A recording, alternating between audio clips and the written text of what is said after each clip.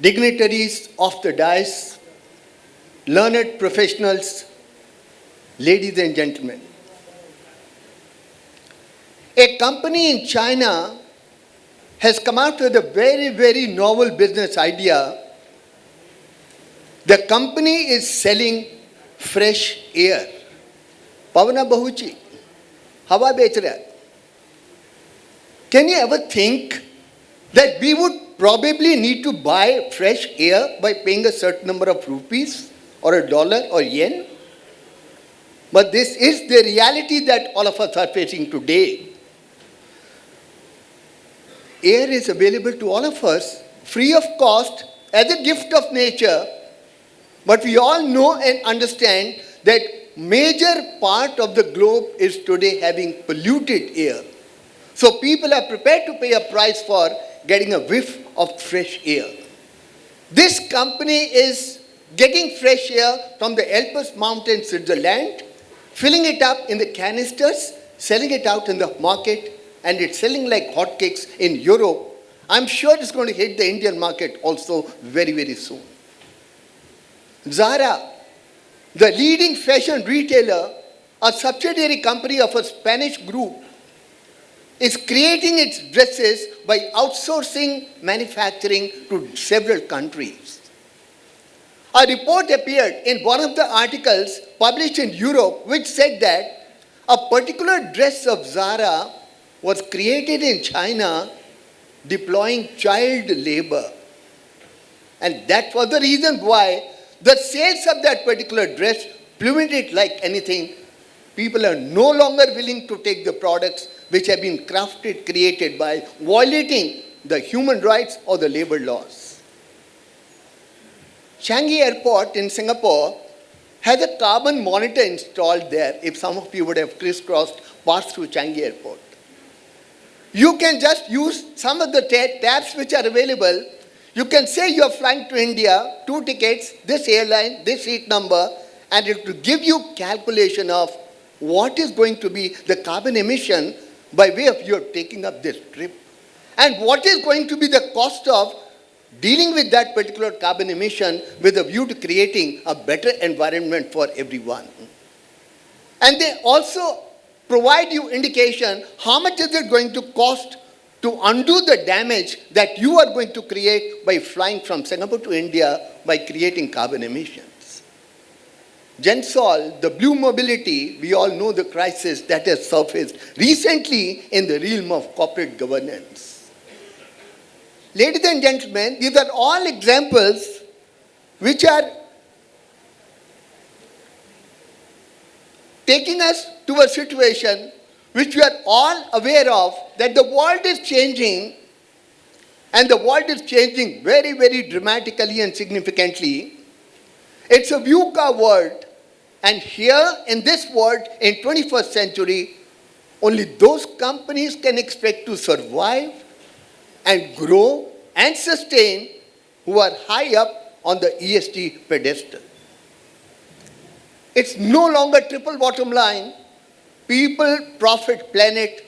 We are now actually looking at quintuple bottom line, profit, people, planet, but with ethics and equity.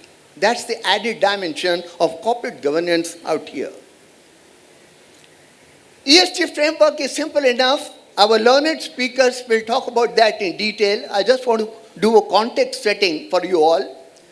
Environmental aspect is to take care of the impact on environment.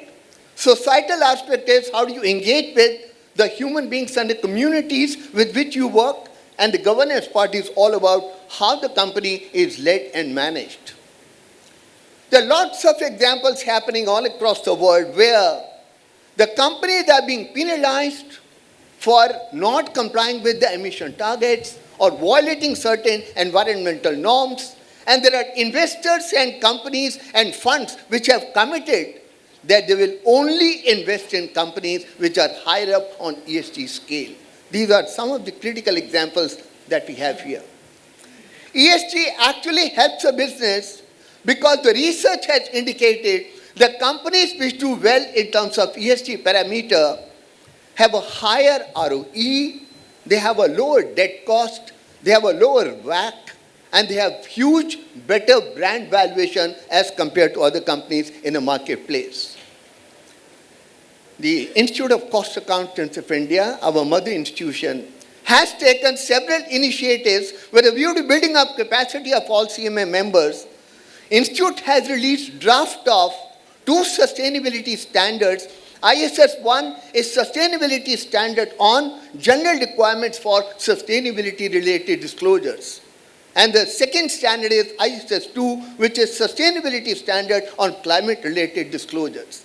These have been developed by the Sustainability Development Board headed by CCM Ashish Thate sir. We are also in the process of working guidance note or application guidance for these 2 standards, and very soon all of you would receive the draft for your viewing and for your public comments thereon. Another initiative has been taken up by Professional Development Committee of the Institute of Cost Accountants of India, and the Institute has actually released a technical guide or a guidance note on environmental costing. BRSR is becoming mandatory for more and more companies because SEBI has already laid out a clear roadmap, but the kind of data that we're getting there as of now is very, very incredible, very, very poor, not reliable. That's because people don't know how to generate the kind of data which is required to be filled up in the BRSR reports. And that's where this guidance note is actually going to help the companies and all the practitioners of ESG framework. The best practices on account of ESG which are arising, being adopted by many of the companies in the marketplace, there has to be a commitment at the board level. Many companies have gone in for having a voluntary ESG committee, not yet mandated by SEBI sir, but many companies have gone in for having a voluntary committee on ESG. Many companies have started the practice of supporting each CAPEX proposal going to the board with the ESG note in addition to the technical and the financial feasibility. Many companies have gone one step forward. All proposals going to the board are also supported by a concept note on ESG impact. Many companies have also started the practice of having one board meeting every year with single agenda. They only want to discuss ESG and nothing else for that matter. That's where the importance of ESG and the Ind AS and also the BRSR in this changing world that we have, and we have learned speakers here to talk about that in detail. That's where I close my presentation. Thank you so much.